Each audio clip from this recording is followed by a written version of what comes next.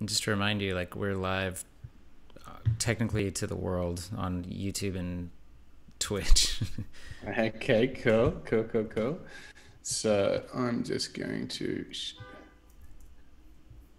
now get all the social goodies.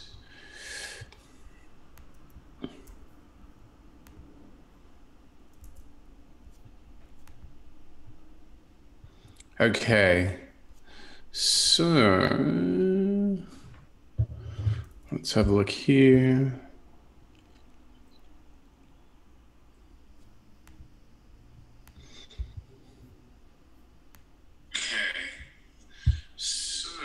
Yep, we're live on Facebook.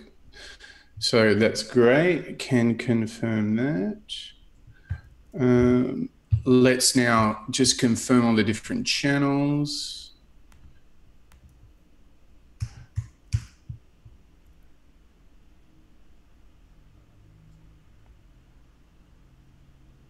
Okay.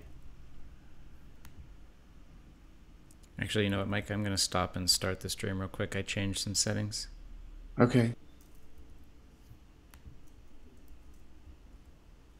Okay, now we should be good. Okay.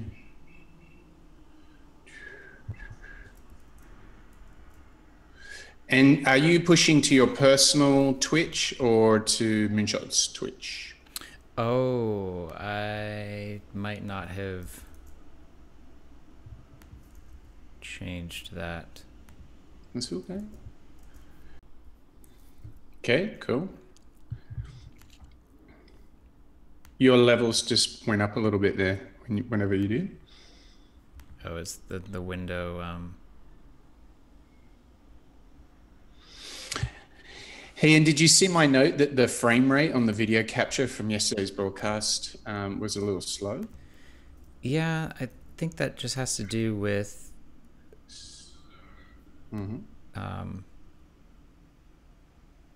the settings that Restream recommends. Okay. Or Zoom. I'm not really sure which.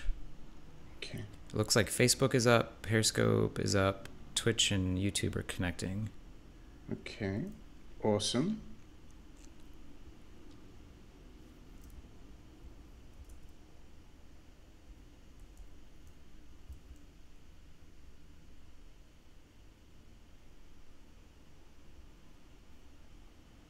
Yep, Periscope looks good.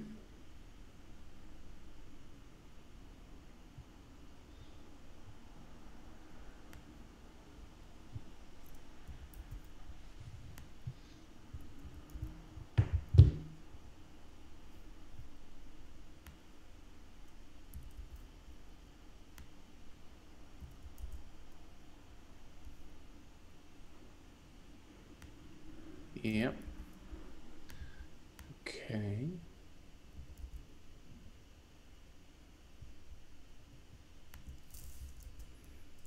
The other thing I can do too is I think I can monitor it. Yeah, I can actually just look at it here in Restream. It gives me a little report. Oh, nice. Yeah, I'm just manually checking. We're looking good so far. Just grabbing.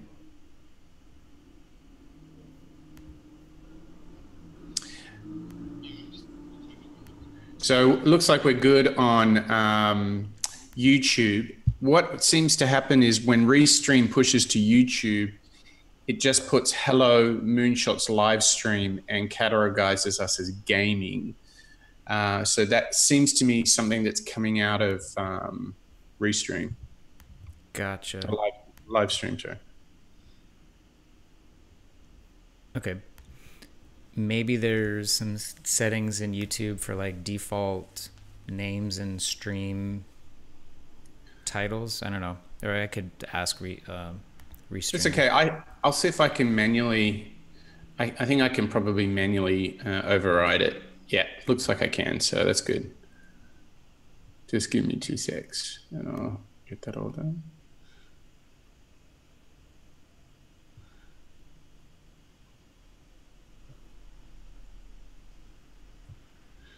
so funny. Like every channel I open up, there's us broadcasting videos. Like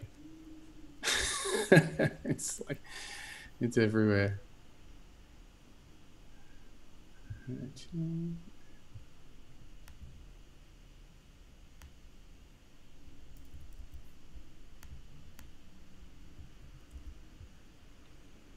Okay, so I like your clip list, but I'm cutting 2 clips. Awesome. Go for it. I'm cutting the origin of the dorm room and I'm cutting the idea, but I'm leaving the rest. Okay, cool.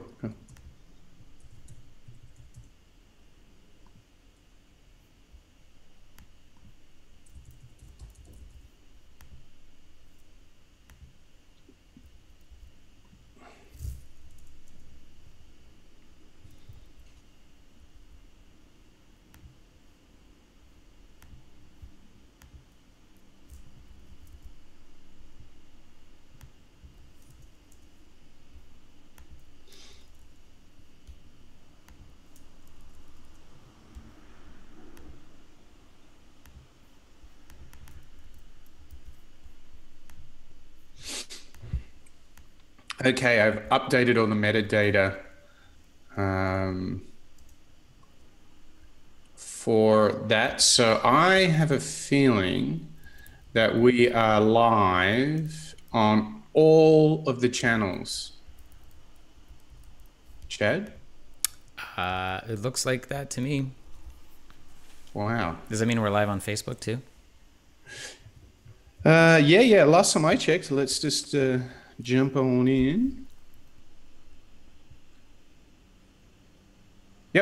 Yep, that's all good. That's all good. So why are we here, Mike? What's going on? All right. Well, I believe that we're kind of ready to jump into the show. The one thing that I'll do is I'll have a preview of the conversations going on Facebook, and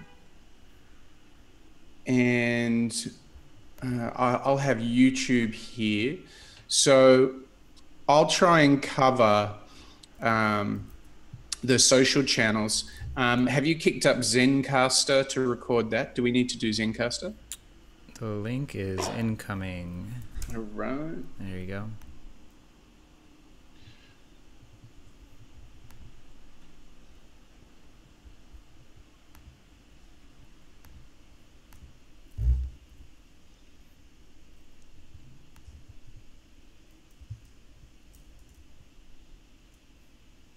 There we go. So just having a look here. It's weird how Zencaster has dropped out the signal preview, so you don't get any confirmation that your levels are coming in on Zencaster anymore. Remember we were talking about that yesterday? Yeah, it's because it's not using its own voice over IP protocol, so it's not actively, I guess, listening and playing back the waveform. Okay. Yeah. Okay. But we should be good. I mean, you sound good. We tested it out yesterday or day before yesterday. Yeah, totally. Are we going to still use the Zencaster chat like we I think we normally should. have? Yeah, I like that. And so typing in themes and stuff like that. Okay. Close that down. Okay. All right. Let me just take a look here.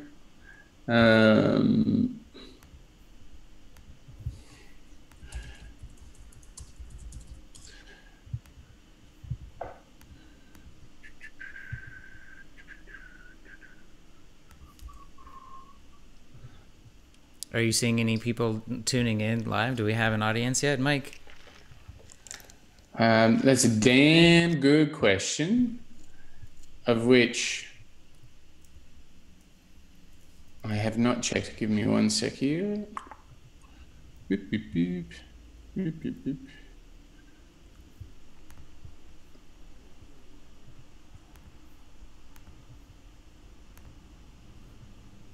If you are watching, thanks for bearing with Mike and me on this. um, okay. I believe we are good to go. Um, we've got all our recording working. We've got the run sheet for the show. We got Zencaster. I think we might be there, huh? Yeah, I'm just loading up the clips, Okay. and we'll be ready to go here pretty soon. Okay. Well, I'm ready to jump in whenever all the lights are green.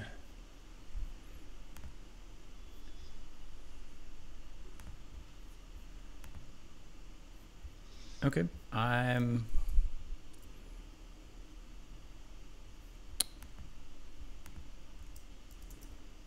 Yeah, everything's looking good on my end. Sweet, sweet, sweet. All right, I'm gonna mute, and I'll be back in about 30 seconds. All right.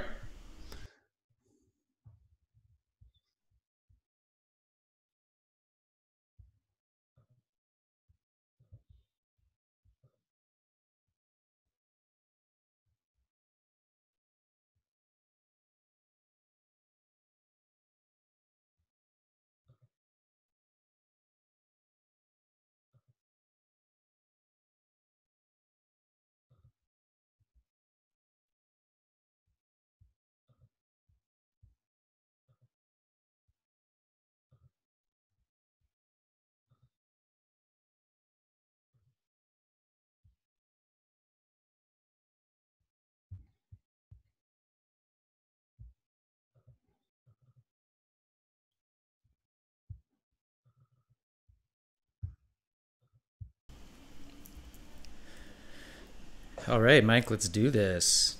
All right. Let's kick into the show. Let's start recording in 5.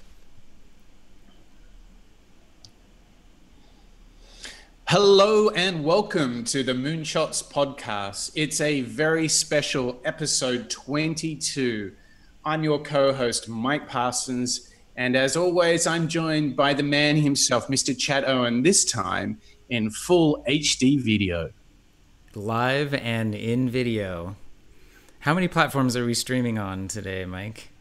It is mind-boggling, man. I'm just trying to keep up with all these tabs. Every time I open a tab, it's like there's more video jumping out of the internet, and it's of you and me. Yeah.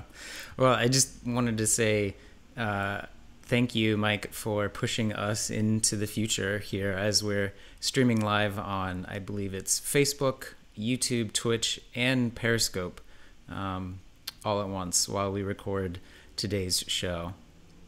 Yeah, it's really exciting to take the show to the next level. And we really do want to thank all of our listeners. We're approaching a very special milestone. We're almost at 10,000 listens for the show, which is pretty exciting stuff.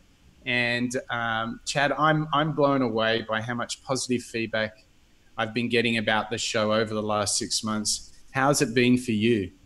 Yeah, it's fun. You know, every time I bump into a friend that's a listener, they want to know, you know, what's next, you know, which shows are on the docket, and you know, have fun kind of talking about the subject. You know, whether that's talking about the Super Bowl and the Patriots in relationship to our episode on Bill Belichick, or you know, there's so many announcements coming from Jeff Bezos and Elon Musk. You know, keeping up with those two is a job in and of itself. That's so true. And as a important piece of news for our listeners, early next week we'll have a new show launched, which will be covering both Jeff Bezos and Elon Musk. Man, those guys are so prolific. It's really quite incredible. I think we'll have to make it almost maybe a quarterly event where we just check in with Jeff and Elon. Yeah, that sounds like a fun show to do.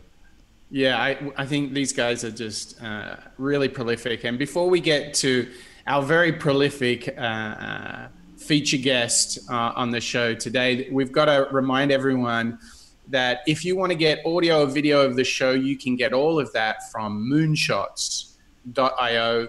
We also do a pretty good job of pulling together all of the show notes, all the important information.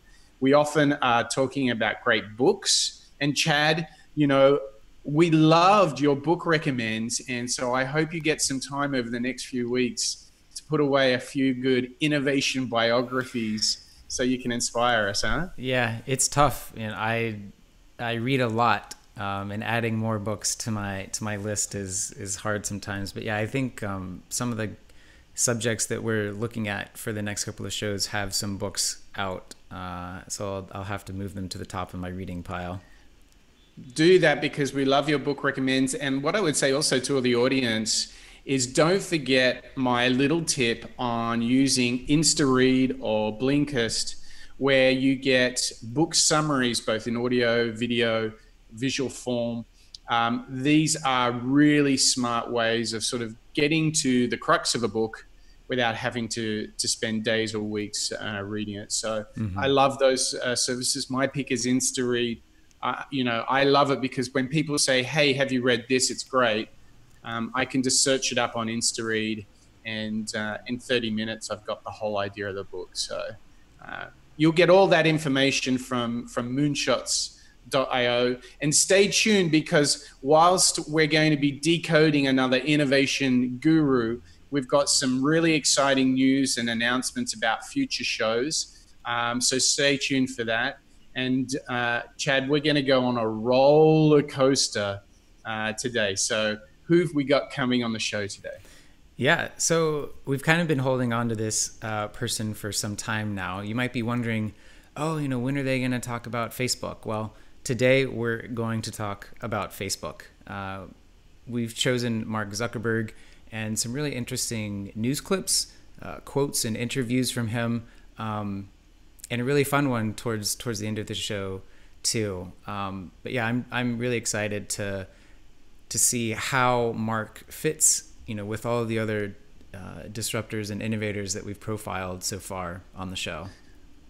Yeah, I agree, Chad. And Zuckerberg is a really interesting character. He was obviously incredibly young when he was thrust onto the stage of global media. And I could just imagine, if I had been at the center of the world's media universe at such a young age. I think he's done an admirable job of actually growing and becoming a man during the whole process while the world is looking at you. I mean, that's a kind of a scary thought, isn't it? Yeah, well, and I think it's kind of coming back to him now, with all of the heat that Facebook is getting with regards to its handling of, outside foreign agents and how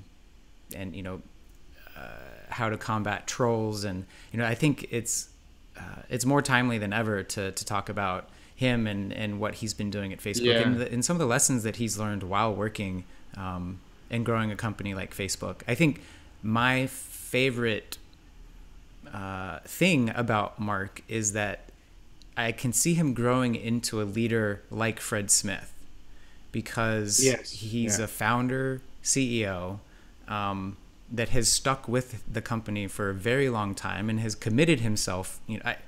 He's pretty much said that Facebook is going to be his life's work. And so I'm very interested to see, what will the Mark Zuckerberg 25 years from now be like when he has 40 or 45 years of experience under his belt at a company like Facebook. So that's what's really fascinating and intriguing to me. Yeah. And what's amazing to think of right now is the scale of Facebook. So here are some stats. Are you ready? 2 billion active monthly users. 2 billion. Chad, what's the number for worldwide population? It's like only 7 or 8 billion, right? Yeah.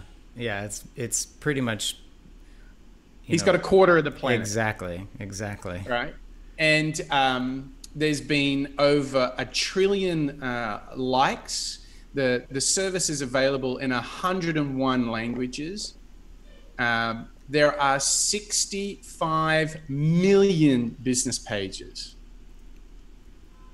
And the crazy thing is about this service is most of the users come back daily. I mean, Hourly. They come back hourly, Mike. I don't know about you, but it seems like everyone around me here in New York City is on their phones, either on Facebook or Instagram, which is owned by Facebook. That's right. And so it's gone from being a sort of a neat, fun social network. I think it's become like a utility. It's like Gmail, right? It is pervasive. It's ubiquitous. And all to think that this was started just only, are you ready?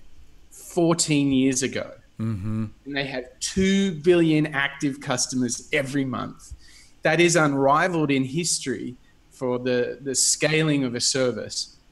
And now we've got the opportunity to dig in and look at what the founder and the creator has learned. There's been so many amazing events in the history. You remember what's those two twins that had the lawsuit with Zuckerberg? Do you remember that? The Winklevoss. Yeah. Yeah. There's them. There's the acquisition attempt by Yahoo, which sent Facebook into a spiral. There's so many things. There was the time he was on Recode wearing his hoodie and he was getting too hot and sweaty. I mean, what an epic story, and we get to dig into it. So I can't wait, Chad. Yeah, we've got just a fun kind of intro clip. Facebook is moving so fast that the clip is already a little outdated, but here's just a fun kind of current events clip getting us up to date on what Facebook has been up to.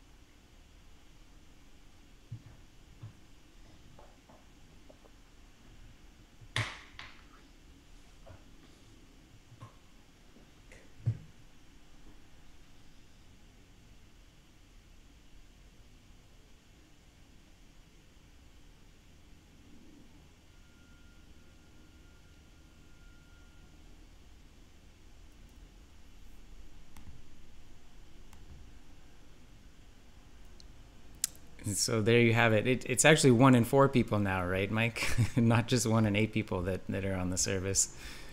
Yeah, it's ridiculous scale, and without doubt, you don't get to be so big and so successful without lots of challenges and without lots of obstacles. And I think this was something that we've discovered with all of the entrepreneurs, all of the innovators we've looked at. It's almost, it's a rite of passage. You have to climb the mountain. And we've got a number of great clips that we can share with you now, which gives us an insight into the challenges that Zuckerberg faced, not only in creating Facebook, but also really the challenges that he faces now. So let's have a listen to Mark Zuckerberg. Mark Zuckerberg's personal challenges have included learning Mandarin, visiting every U.S. Mark Zuckerberg's personal challenges have included learning Mandarin, visiting every U.S. state, and building an AI personal assistant. But this year, his challenge isn't about self-improvement, but rather fixing Facebook. Zuckerberg writing on Facebook, of course, quote, Facebook has a lot of work to do, whether it's protecting our community from abuse and hate, defending against interference by nation states, or making sure that the time spent on Facebook is time well spent. My personal challenge for 2018 is to focus on fixing these important issues. We won't prevent all mistakes or abuse, but we currently make too many errors enforcing our policies and preventing misuse of our tools. If we're successful this year, then we'll end 2018 on a much better trajectory. Zuckerberg saying that he'll gather experts to help work on topics such as whether technology is a decentralizing or centralizing force, and to better understand trends like encryption and cryptocurrency and what they mean for Facebook and Zuckerberg's vision. And one thing that Zuckerberg doesn't need to fix is Facebook's stock. It's up over 50% in the past year. Yeah, the performance of Facebook really does speak for itself. But it's interesting to hear how he's chosen to fix the platform as his one thing that he wants to fix here in 2018. And I'd alluded to this earlier. I think it's really his, not realization, because I think he's known this for a long time, but him owning up to the influence and impact that Facebook has. I think he tried to say that, oh, well, Facebook is just, this platform that's out there and it can't really make that big of a difference. And he's kind of eating his foot now. Because, I think Facebook does share a lot of the responsibility for the way people and maybe even, state actors are using the platform to influence things. And so I'd be really curious to see what changes he decides to make and the impact that will have on their business model, and how that affects both attention and eyeballs, and then the advertising revenues that they're able to charge for that attention. Yeah, well, you get right to the heart of it there. I think that the most important thing in sort of steering Facebook for Zuckerberg is that he has to create a service which is rich and engaging and highly personalized for you, the audience, but at the meanwhile, then provide that profile to advertisers. Mm-hmm. And it's such a precarious situation. And then with the introduction of third parties coming onto the platform and all the issues that they have right now, what do you think he is? How do you think he's trying to gear up to address this? Because he's gone from this cool app in a dorm room, and they enjoyed all this scale for over 10 years. And now it's akin to the responsibility of somebody who's running a utility service, providing 2 billion people on the planet a service. Now he's exposed to all these different issues. How do you think someone adjust to that huge shift from being like a cool kind of growth hacking kind of a guy to, oh my gosh, I've got this empire of 2 billion customers, which is, now subject to all these forces that he couldn't even have dreamt of? How do you manage that? I don't know is the answer. But I think it's just foreshadowing of what's to come for these big platforms like Amazon and Google and Facebook. I think they're coming after Mark and Facebook first because of the politicized nature of what happened in the American 2016 election. But Google and Amazon have just as large or even larger platforms in certain industries, in certain realms, and I think that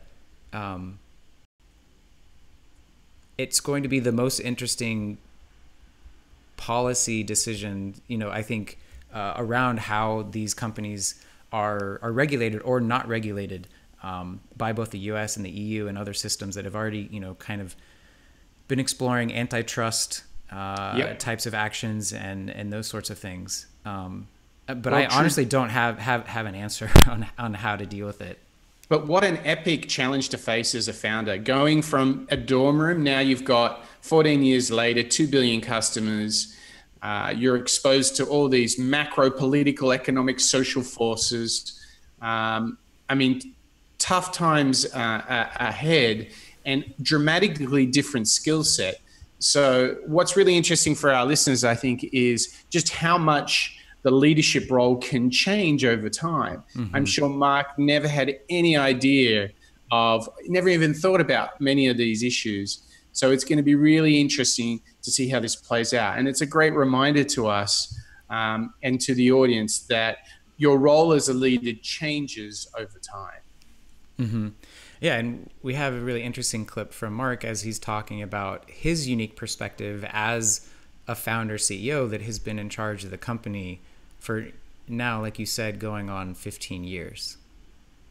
Just my view of looking through the technology industry and its history, I think the companies that have done the best have often been led by their founders, right? Or at least extremely early employees at the company. And I think that that's because, they often those people have a better sense of why the company was created, have a lot of credibility within the company in order to make the decisions that need to be made. The world changes so quickly, so being able to guide the company efficiently, I think, is an extremely important part of that.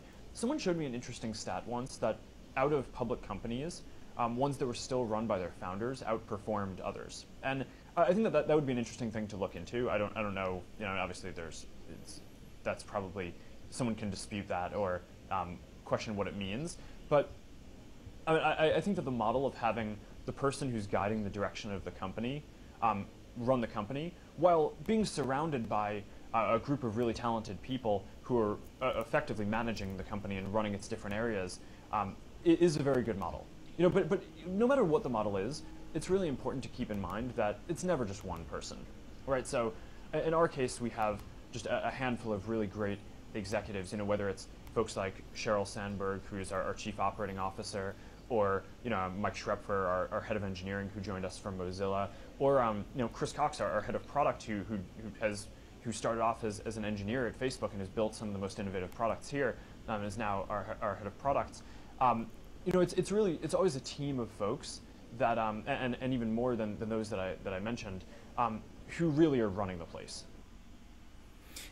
Yeah, Mark brings up this study, and I would love to find the study. I couldn't find it in research, but he says, companies that are still run by their founders are outperforming companies that aren't. Again, going back to Fred Smith, he's been running FedEx for over 40 years, and they are, killing it out there in the goods transportation and in courier services businesses. And what advantages have you seen founder CEOs in companies that you've worked with or companies that you've followed? What kinds of advantages have you seen them have? Look, I think it comes down to vision and purpose and drive, determination. Without a doubt, what is that founders often have this vision that mobilized everybody in the early days. And you notice, like, take Larry and Sergey at Google. They let Eric Schmidt come in for a while and be the CEO, and then they ended up returning as the co-CEOs.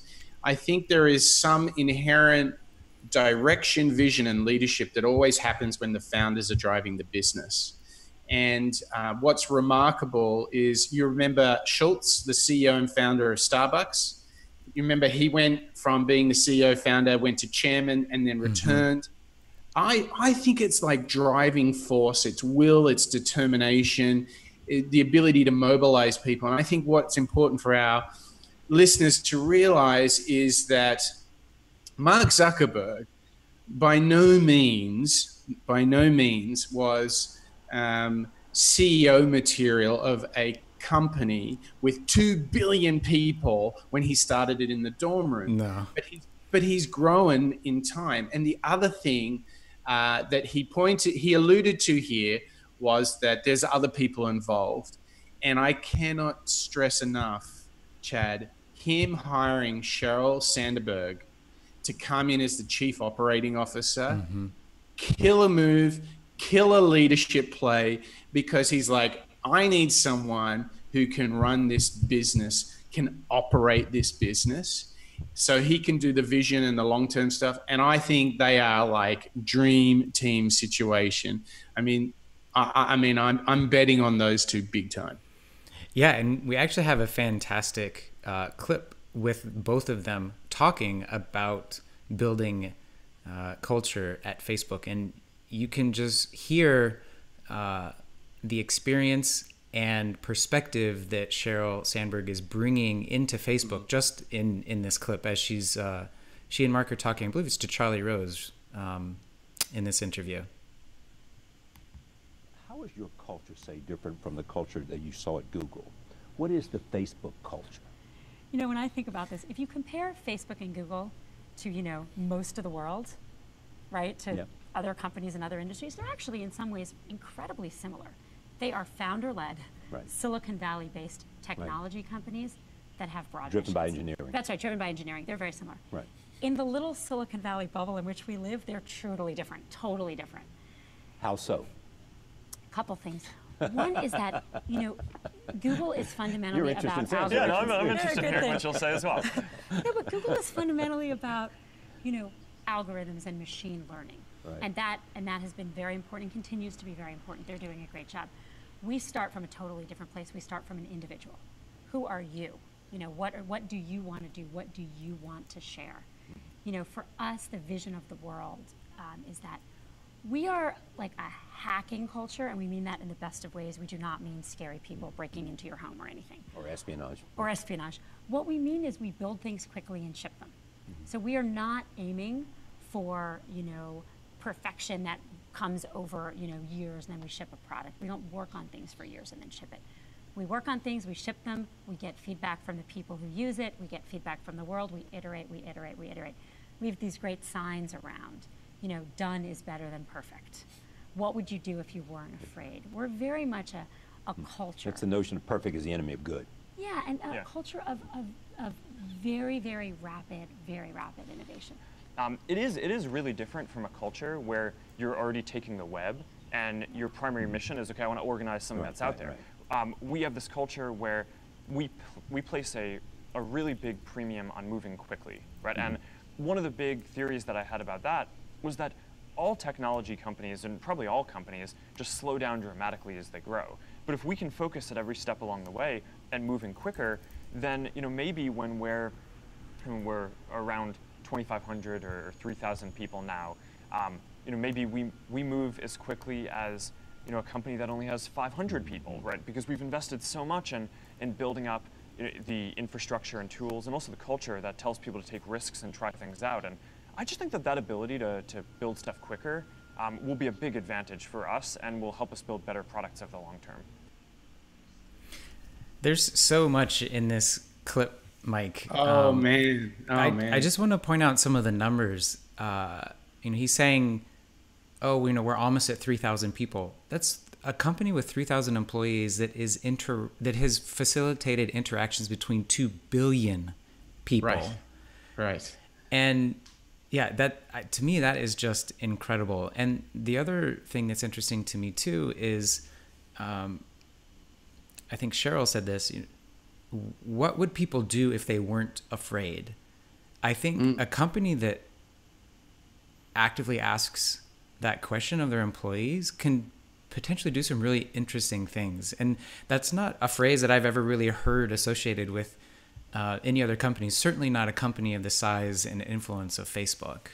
Yeah, that's true. I mean, here's what I see all the time is that as companies get larger, the risk of going beyond the core business becomes higher, because every time you do something new, there's a chance it might fail. But if the big businesses become very large, then what happens is culturally, the business wants to protect itself. So it's looking to de-risk everything. And this is why so many large companies end up getting into problems, such as Blockbuster, Kodak, Nokia, because what actually happens is they become stuck. They become so big, they get paralyzed and they don't move. What's really interesting for us to learn about, and what Zuckerberg was saying, is he's looking to introduce speed and de-risking innovation and doing new things. And you'll notice that they talk a lot about, it doesn't have to be absolutely perfect, just ship it. They've got this culture of get stuff out there.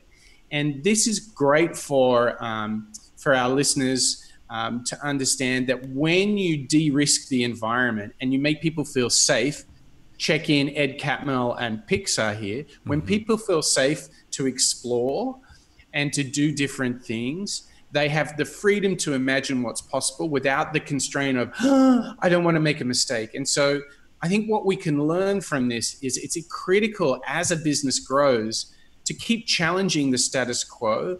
But in order to really get new thinking and disruptive thinking from the same group of people, there needs to be not only the ability to move fast, but to move without fear, which is great. Mm-hmm. Yeah, we've actually got a really great clip of Mark kind of elaborating on that insight that you're poking at, Mike, and how, you know, at least at Facebook, you're not getting punished for mistakes that you're making. You have the power to just, I mean, you can sit down, you can code something, you can try it. It doesn't matter to you whether someone thinks it's a good idea or not, because you have the power to go put that online and, you know, and see whether it resonates and connects with people. Stay focused on the stuff that you're providing to your users. You're going to make a ton of mistakes. It doesn't matter. You don't get judged by the mistakes. People don't remember those years from now. They remember the things that you did that were good. Yeah, and I see this just as a better statement from him instead of, you know, move fast and break things. This is kind of the two-sentence version that I think gets at, you know, his intention a little bit better. Yeah, and what you can start to see is a pretty huge insight for anyone trying to build a product, a digital product that exploits this exponential characteristic that you mentioned. You talked about 3,000 employees, yet 2 billion customers. This is what we kind of call exponential characteristics of technology. So when you deploy technology at scale, if it's doing it right, you get these ridiculous numbers. 3,000 employees serves 2 billion customers. And you'll remember that Zuckerberg really knows about this, because when he bought WhatsApp, I believe they had the highest valuation per employee ever in the history of modern business, where they had only a few hundred staff, yet they had well over 500 million users when they were acquired by Facebook. So he really gets this. But what's most important for our listeners is that in order to unlock ourselves, we have to build a company that exploits emerging technologies, work at speed, but create a culture of safety, a culture where it's okay if it's not perfect, or if you miss. So this moves you more into, hey, not thinking about things as like failing fast, but learning fast. And I think that's the big takeout here. Yeah, I don't know if this is just the accretion of all of the shows that we've done and everyone that we've listened to, but I think that Mark Zuckerberg has a lot of I guess personality aspects to him, kind of from many of the people that we've spoken about. Like I said, Fred Smith, and you just brought up Ed Catmull. I think this also speaks to kind of his customer obsession, like Jeff Bezos, in that he and you know, I think maybe he's been in trouble by being so customer obsessed. He kind of overlooked, you know, kind of some of these bigger picture aspects of you know, the consequences of what Facebook is doing. But you know, he just says, if you're doing something that the customer wants and you're shipping it and getting feedback from them in a almost real-time fashion, then keep doing that. It's okay if you make some mistakes or maybe you break a few things along the way. Yeah, and they had famously, they attempted to create a mobile operating system which didn't work. They've had a number of setbacks and so forth. But I think the thing to really learn here, they have over 2 billion customers, right? Everybody's on the platform. And what I've noticed is a couple of things, and I really wanted to just kind of reflect a little bit on how much Facebook has really become like a utility. I've got many friends around the world where emails and cell numbers change, but Facebook, and wait for this, Facebook Messenger, no matter where I am, what platform I'm on, I can always get in touch with friends, no matter where they are on the planet. And it really is quite remarkable that despite this kind of test and learn, they've got a little bit of a ship fast, learn fast, and it's a little bit got to hold on, and it's a bit of a bumpy ride. The net result, where we are today, is one of the fastest, largest scaling businesses in history. And I think what's really interesting to note is he's not sitting there beating his chest saying, 2 billion customers, I am the god of hellfire. Actually, what he's saying is, oh man, I'm kind of in a fix the product year. Mm-hmm. And I find that refreshing. It reminds me of when the recent CEO of Domino's, who's if I remember this right, he came out and said, "Look, our pizzas don't taste good, and we're going to fix that." And this led to like a big turnaround effort. I think this ability to be more transparent and say, you know what, in kind of Zuckerberg style, I got to fix a number of things with the product this year. He's not talking about more acquisitions. He's not talking about running for president. He's like, no, I'm going back to fixing the product. And I think this is another learning of how you grow a business like Mark Zuckerberg. It seems that he always has the ability to catch himself and know where he's at and not be drinking the Kool-Aid too much. In contrast to someone like Travis Kalanick, in a way, I think this is something that sets Mark Zuckerberg apart from him, in that before things got in too deep at Facebook, before maybe some of these bad or suboptimal, practices spread too far, he's like, hold on a minute, let's take some stock. Let's have an inward focused year this year and really be sure that they get back to the core of the product, which he said, I think even in, the very first interview, I think you'd unearthed a clip from 2004 where it's really just about, building your online profile and identity and sharing that with as many people as you want, and being able to explore other people's personal identities. Not getting caught up in this whole newsfeed thing and how can we push more ads and siloed news content to people. I'd be very curious to see how they bring the focus back onto that core product at the end of this year. Yeah, and I think what we've really learned here is that you don't get this big, you don't get this successful without facing challenges.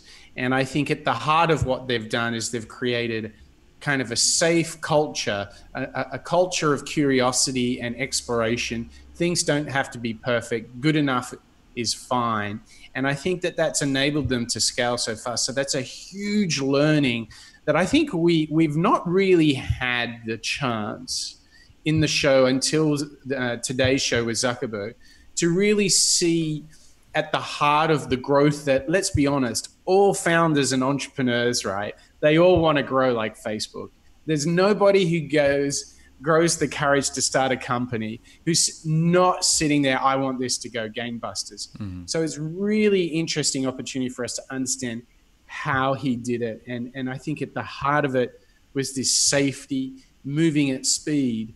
And I think there's a ton of other things that we're going to get into. But I wanted to ask you, Chad, before we get into all his mental models and his habits and how he sees the world. So we've got tons of stuff coming up.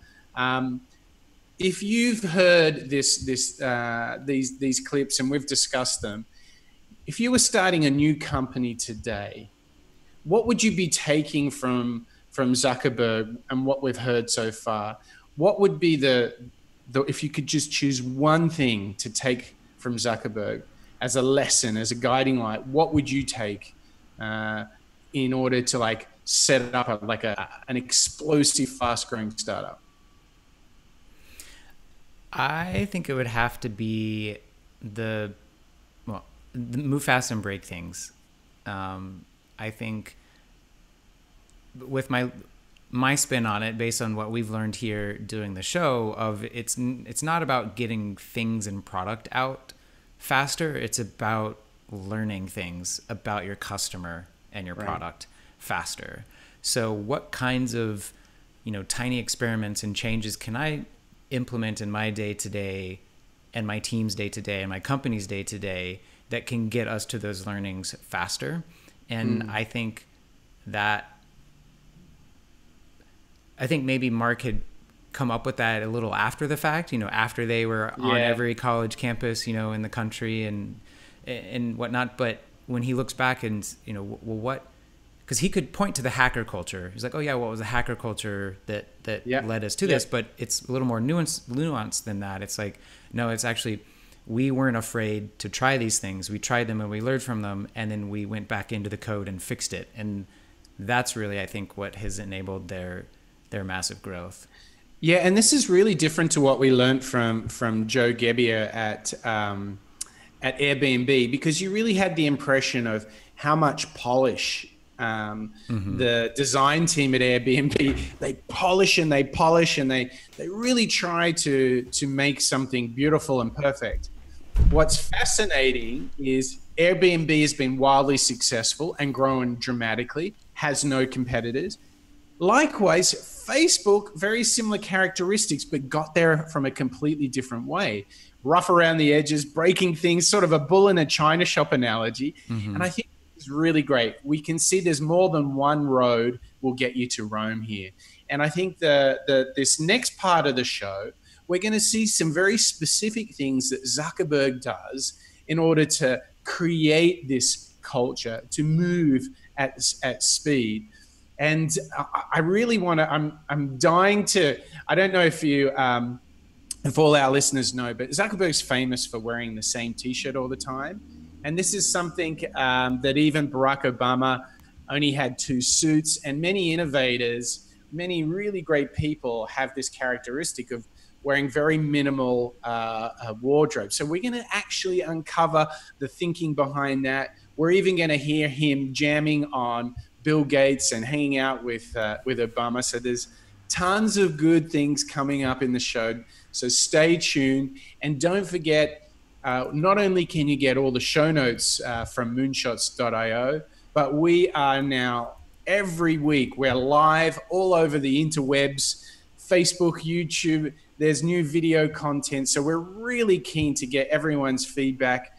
We want to find out what's your preferred channel to get our live broadcasts. So get on the old moonshots.io, send us your feedback, send us a note on Facebook, wherever you are. We want to hear from you. Yeah, we're still learning this whole live stream thing. So you can always get the latest updates on when and where to find us at moonshots.io. And eventually Mike and I to multitask enough where we could take questions live from you from the different platforms and hopefully incorporate them into the show. But we're excited to go on this journey as we deliver hopefully more and better insights to you on as many platforms as we can find to push our content out to.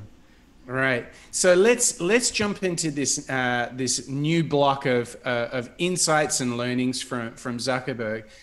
We're going to hear Mark Zuckerberg talking about how they create safety and how they think about mistakes.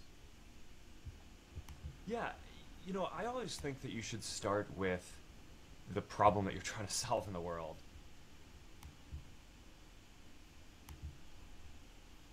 Yeah, I always think that you should start with the problem that you're trying to solve in the world and not start with deciding that you want to build a company, right? I mean, the best companies that get built are things that are trying to drive some kind of social change, even if it's just local in one place, more than starting out because you want to make a bunch of money or have a lot of people working for you or build some company in some way. So, I always think that this is kind of a perverse thing about Silicon Valley in a way, which is that, people decide often that they want to start a company before they even decide what they want to do. And that just feels really backwards to me. And, For anyone who's had the experience of actually building a company, you know that you go through some really hard things along the way. And I think part of what gets you through that is believing in what you're doing and knowing that what you're doing is really delivering a lot of value for people. And that's, I think, how the best companies end up getting made. The interesting thing, aside from relating to what Richard Branson has to say about starting with problems, I love how he puts a stake in the ground and says, don't start a company for company's sake or for money's sake. Start with a problem that you're trying to solve first, and then build a company, which is why he's been successful in spite of himself, because he wasn't some bright-eyed, bushy-tailed, sophomore at Harvard that's like, I'm going to start a billion-dollar company. He was just trying to solve the problem of, he and his friends figuring out, who other interesting or maybe good-looking people at Harvard were. Who was hot or not? Come on, you say it. Yeah. The original product was hot or not, right? Yeah, pretty much. So Tinder before its time, right? But, the interesting thing here is I think this really helps us understand that this big theme of people who are mission-driven, solving problems that they have experienced themselves. So they see there's a very clear problem with the world and they go out and solve it. And actually, the first thing is they are just incredibly motivated to go and solve the problem. And then a company ends up being the right vehicle to solve it. Now, this is a theme that Elon Musk talks about a lot. He's like, forget waiting around for the government to get us to the moon or to get us to Mars. That's the job of the enterprise. And the same thing with Richard Branson. Branson is forever saying like, oh, problems are just things that help you in the end. By solving them, you can go create a company. And this seems to be this really interesting thing we can learn, that entrepreneurs have this mental model that starts with success as an entrepreneur seems to be a mission-driven problem solver. And the whole success entrepreneurially seems to be a unexpected outcome, a sort of a something that gets tacked on at the end. And I think as people studying this, what seems to be the insight for me as I'm thinking this through is you don't start with, I'm going to build an enormous company, I'm going to make lots of money. Almost you have to put that to the very end. Is that how you are interpreting Zuckerberg? Yeah, absolutely. I think this is his unique take kind of amongst the previous disruptors and innovators we've talked about so far, is his reflection on 15 years and realizing that is what made him successful, was starting with that seed of an idea of, okay, how do I create an online identity? How do I share it? And how do I see other people's? And then that grew into 2 billion people across the globe using the platform. And again, it's kind of stumbling over himself to build the company, through lawsuits, through, founder breakups, and eventually, thankfully, kind of just in time, although he could have done it much sooner, identifying and recruiting a leader like Sheryl Sandberg to really take the reins of the company and, codify both in operations and in culture what has made Facebook so successful that maybe, Mark wasn't able to do on his own inside the company. As I think about it, one of the things that I've noticed as well, particularly when you hear Bezos and Zuckerberg and Musk, when they're talking about their companies, sometimes they feel incredibly intense, almost, I would say, like they're like zealots, like they're so almost fanatical about their missions. But I'm starting to understand that I think this is coming from the fact that they are a mission-driven problem solver first before they are a CEO. And what I mean by that is they're so compelled by the problem. And you see this with Zuckerberg. When he talks about Facebook, it's really intense. But I think because he sees it as more than a business and a way to earn money and create his own personal wealth, I think he truly is very consumed with the mission that they're on. And I think there's a lot of things that he does that kind of helps him live, breathe, sleep Facebook, right? Yeah, I think the most interesting one, and we've got a clip here for this, there have been lots of studies that have shown that we have a limited amount of decision-making power and willpower. And you had alluded to his hoodie and his T-shirt and the fact that President Obama only ever had 2 suits. Yeah. Well, here's Mark talking about how important it is to manage that reserve of willpower. It's a very simple question in a way, but it actually speaks to how we think about our duty to the community here. You know, I really want to clear my life to make it so that I have to make as few decisions as possible about anything except how to best serve this community. And there's actually a bunch of psychology theory that even making small decisions around what you wear or what you eat for breakfast or things like that, they kind of make you tired and consume your energy. And my view is, you know, I'm in this really lucky position where I get to wake up every day and help serve more than 1 billion people, right? And I feel like I'm not doing my job if I spend any of my energy on things that are silly or frivolous about my life, so that way I can dedicate all of my energy towards just building the best products and services and helping us reach our goal and achieve this mission of helping to connect everyone in the world and giving them the ability to stay connected with the people that they love and care about. So that's what I care about. So even though it kind of sounds silly to, all right, that's my reason for wearing a gray T-shirt every day, it also is true. This is, again, how I think Mark is a little different from some of the other hyper customer obsessed leaders. And I think it's because he's younger and is maybe a little more open to this kind of almost kind of life hackingness to this, where, you know, he, in kind of a Tim Ferriss way, he's found out, like, if I don't have to choose what I wear in the morning, then I can get started making the tough decisions in my business instead of having to figure out what I'm eating and what I'm wearing and those sorts of things. And I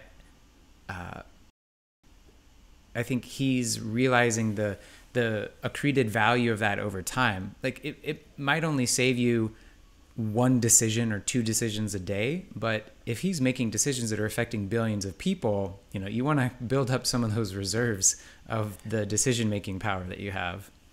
Yeah, and I really want to emphasize my personal experience as being very in line with what Zuckerberg says, which is reduce clutter, make as few decisions as possible. When we first met, we were working with a guy called Matt Dory, and he only wore black, right? Remember? Matty only wore black. Yep. And he was thinking the same thing. And props to Matty, because it really helped me take something like wardrobe, and I have dramatically reduced my wardrobe down to essentially monochromatic black, white, and gray. And it does make life simple. I literally have my 3 favorite pairs of shoes, and that's it. That's all I wear. I have stripped it down. And I think that decluttering your life, not only in your wardrobe, but in all your possessions and things, these all enable to clear your mind. And I really do want to encourage our listeners that this is a huge opportunity in life. We acquire so much crap. Excuse my French. We just get so much crap, and stuff is so cheap. Just hold back and just focus on experiences, focus on simplifying your life. And it's this release that you get. Like, I always have very minimal desktops purposely because I want to calm my mind and I want to focus on the highest value things. And this is ridiculous discipline and structure. Although when you hear him talk about it, Chad, you sort of listen to him and you think, wow, this is intense. I mean, you kind of hope he's having some fun too, right? Yeah, but I think that's the point. He has codified the decisions that don't really make a difference or matter to him very much, so that he can do the things and spend the time on the things that he really wants to. And I can just echo what you've said, Mike. And I think what all of us can do is look at some of the things that we're spending a lot of time on that aren't very important, and then taking 5, 10, 15 minutes or even an hour or an afternoon to just say, okay, from now on, and you're kind of creating a rule for yourself. It's like, right, you know, if this happens, then I do this, and you write that rule down, and then you just follow that rule. So, so you know, you may take an hour to make this decision once, but then you never have to make it again. And so, I think, and it could be as simple as, you know, wardrobe or what you're eating, but it could even be, you know, how you're doing things in your business, or how you're hiring someone, or how you're delegating.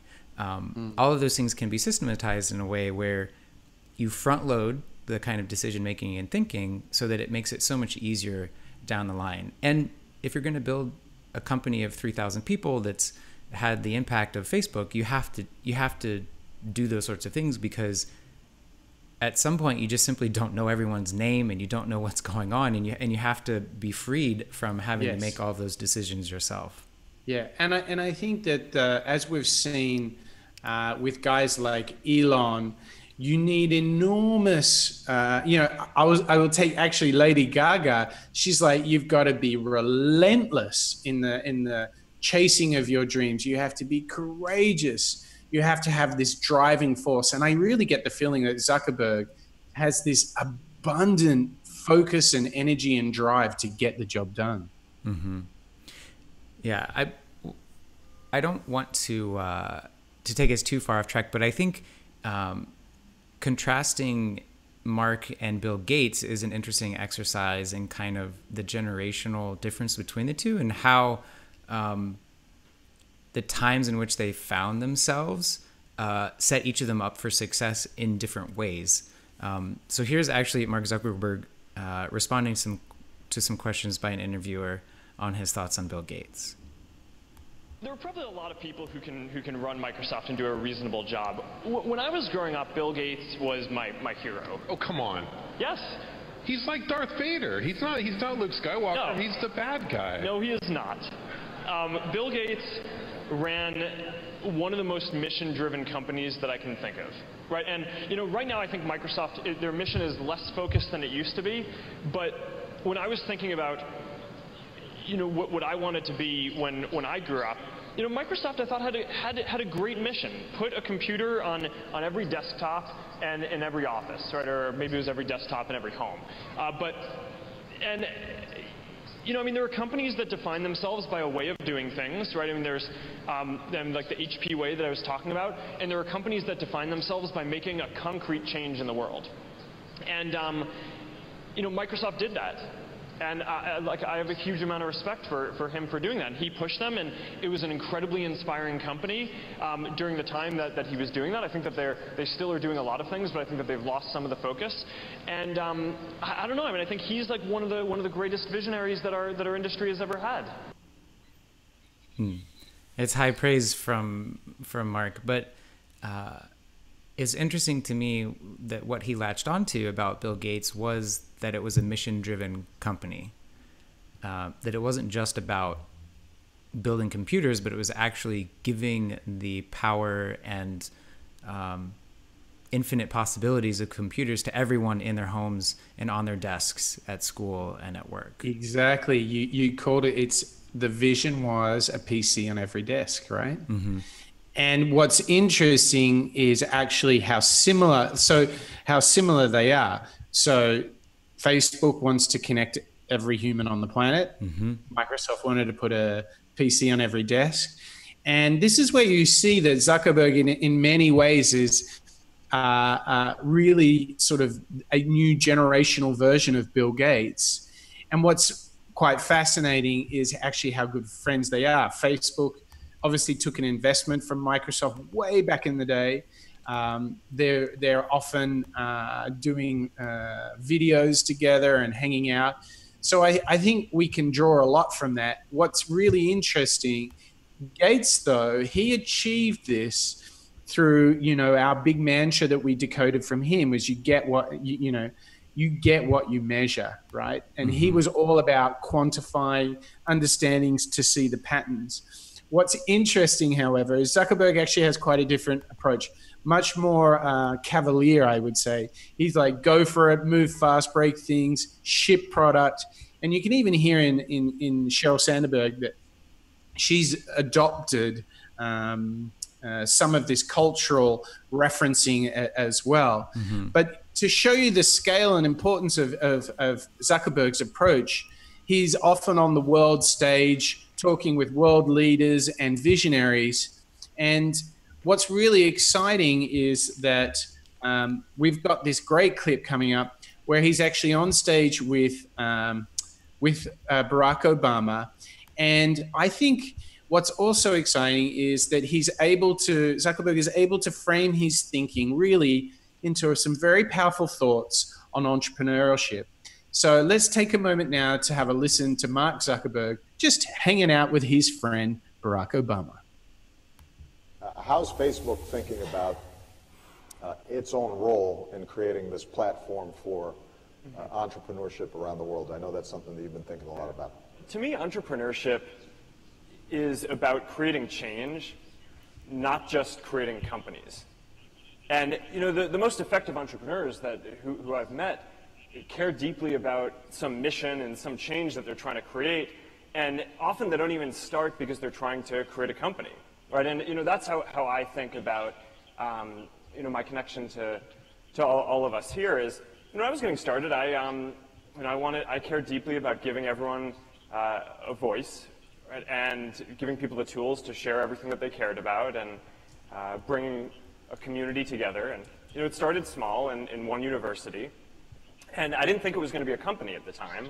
As a matter of fact, I was pretty convinced that at some point someone would build something like this for the world, but I thought that would be some other company that already had thousands of engineers and was used to building stuff for hundreds of millions of people around the world. And what ended up happening was that no one built it, right? So we just kind of kept on going, right? I mean, people said it each step along the way. What you're doing, all right, maybe college students like it, but no one else is going to like it. And there's not going to be any money in doing this. So, all right, so you only really do it if you care, right? If you're passionate about doing it.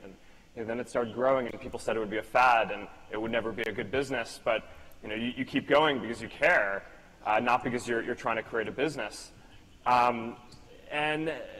Then there's the shift to mobile, where people thought that it wouldn't be a sustainable business. And through each of these things, the entrepreneurs who I think build things that last for a long time keep going because they care fundamentally about the change that they're trying to create in the world, and they're not in it just to build a company.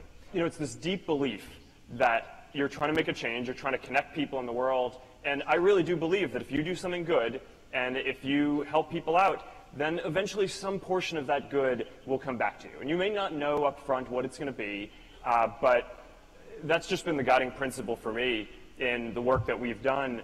And I hope that some of the work that we do can play a role in empowering you and so many more entrepreneurs to build the next great companies. Excellent. Yeah, I love that statement from Mark. It's really kind of his big vision, not only for Facebook, but what he wants to see from young entrepreneurs all across the globe. Yeah, and whilst he echoed a number of things we had decoded, what I really liked is how, he said, look, the idea really hasn't changed, right? We're still on that same mission. And I think that's what keeps you going through all the naysayers, the failed Yahoo acquisition.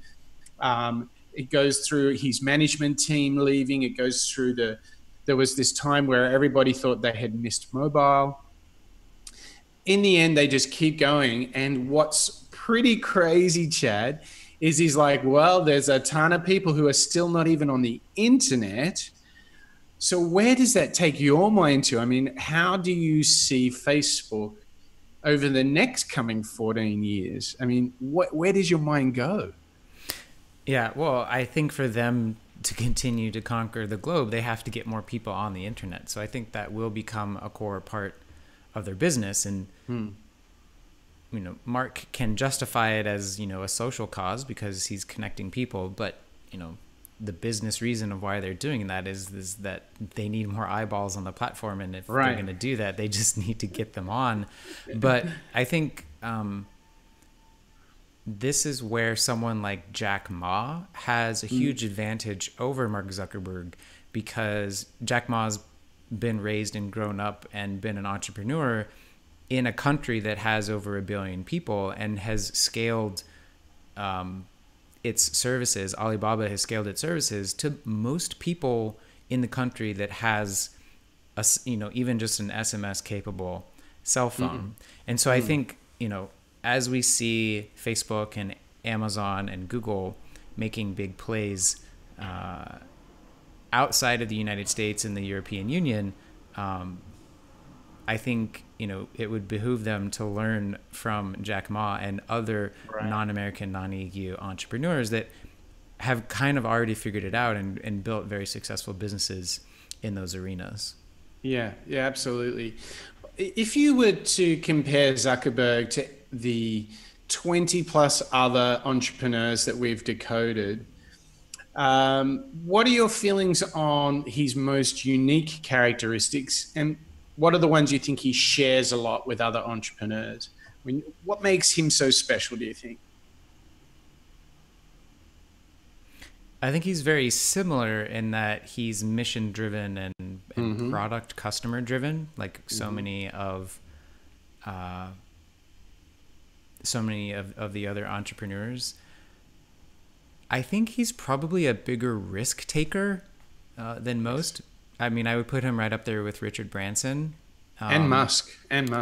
Yeah. But he has, you know, he's my age. You know, he has that kind of social mission millennial bent that I also think makes him very unique. But, you know, even in contrast with Jack Dorsey, who's also very young, and Joe Gebbia and others that we profiled that are very young. You know, I put him more in the camp of like Lady Gaga, you know, because we're all young. We're all young, you know, 30-something millennials. young and restless. No, I agree with you. I think that moving fast and creating safety, particularly within his tech arena, obviously Ed Catmull is, whilst he has a tech bent to him, he's largely in the storytelling entertainment business. You rarely hear tech guys, tech CEOs, tech leaders talking about the need to create safety and in order for the business to grow. And I think Zuckerberg seems uniquely aware of trying to keep it feeling like a startup even when it's not.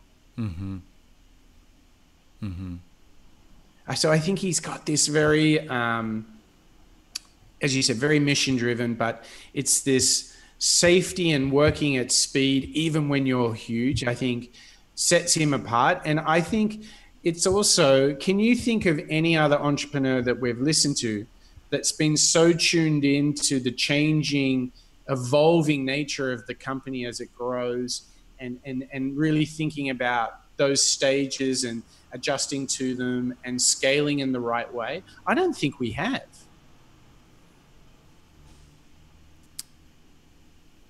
Not to the degree that Mark has.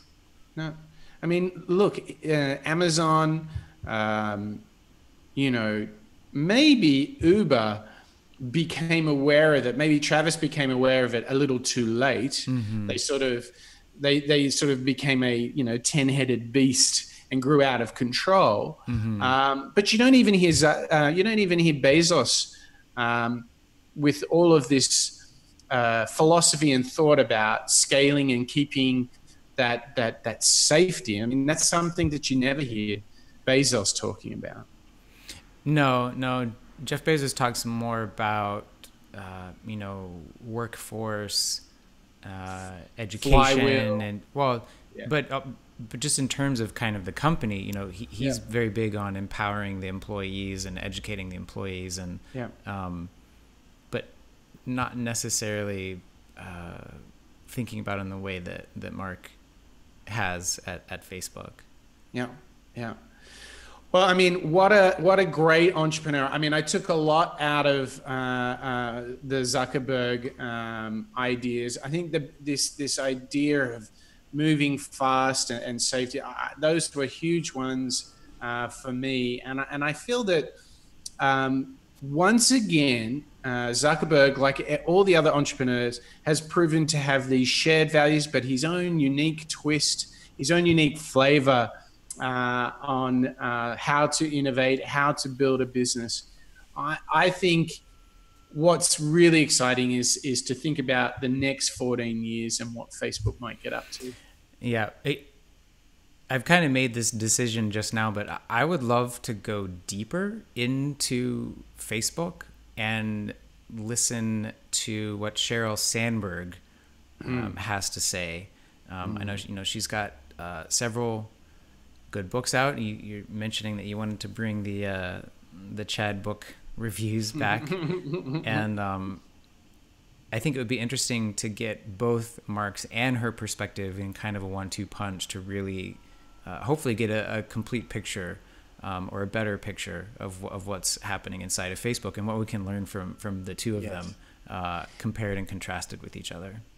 Look, and we know the future will be challenging. Without a doubt, they're easily going into their most challenging era because they're just so big now. Like, it's all challenge from now on. Mm-hmm. Like, there's no like hiding in an empty office block in the back of Cupertino or Palo Alto. I mean, or Menlo Park. I mean, these guys are in the center. I mean, I don't know if you saw that Trudeau, the Canadian Prime Minister, came out earlier this week and said, hey, sort it out, Facebook, or we will. Like, basically threatening regulation for Facebook. Yeah. So it'll be very interesting how they react and respond, because it's going to have a ripple effect for all the other companies that we mentioned before. Yeah. Now, talking about futures, we've got some exciting news happening in the future, Chad.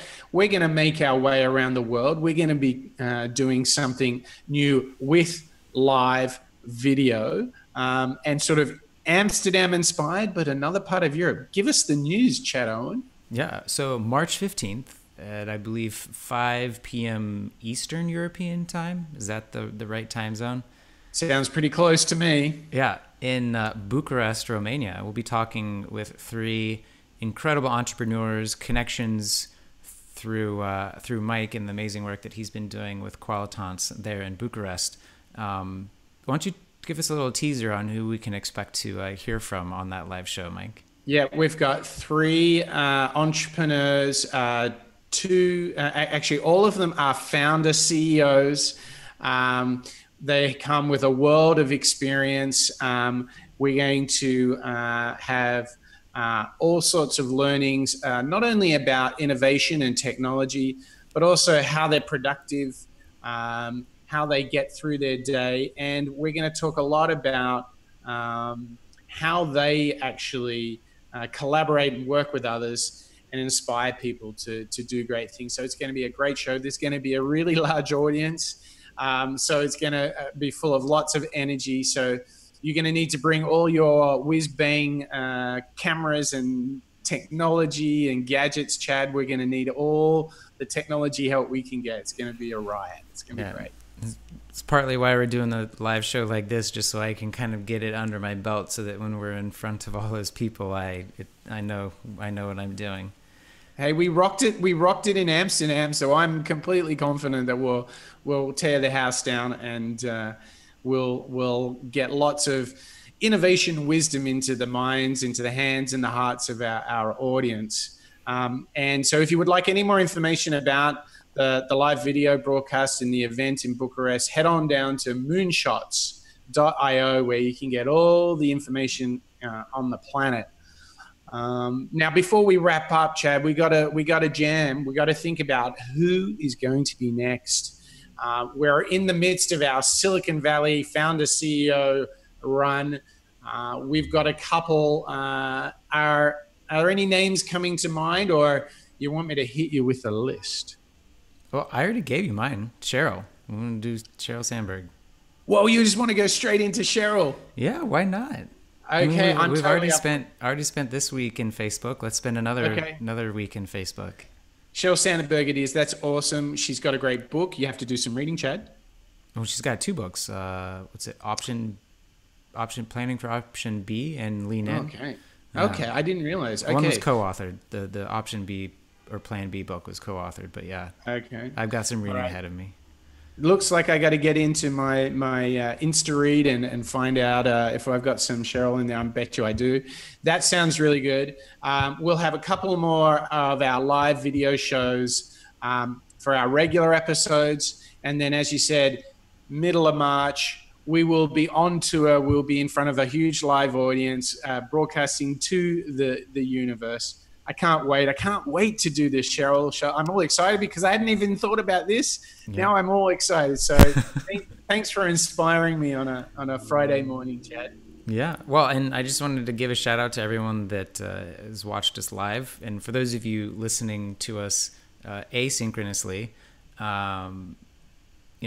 just be on the lookout at moonshots.io for the announcements on our live shows, or just follow us on Facebook, moonshots.io. And you'll be able to see the live broadcast there, and you can find us on YouTube, Twitch, and Periscope as well. So there's plenty of places to find us on the web live streaming. And if you have any feedback on the format, or just want to say hi, or if you have show suggestions, you can email us at hello@moonshots.io. And Mike and I love getting all of that feedback from you, the listener, or now viewers. And we really appreciate it. That's so true. Well said, Chad Owen. I think we've got to that famous point in the show where we can say goodbye from Brooklyn, New York, USA, and Sydney, New South Wales, Australia. Thank you, everybody, for dialing in. Remember to check us out at moonshots.io and tune in for our next show, where we dive into the world of Sheryl Sandberg from Facebook, and author of all sorts of good things. So once again, thank you from the team here at the Moonshots podcast. That's a wrap.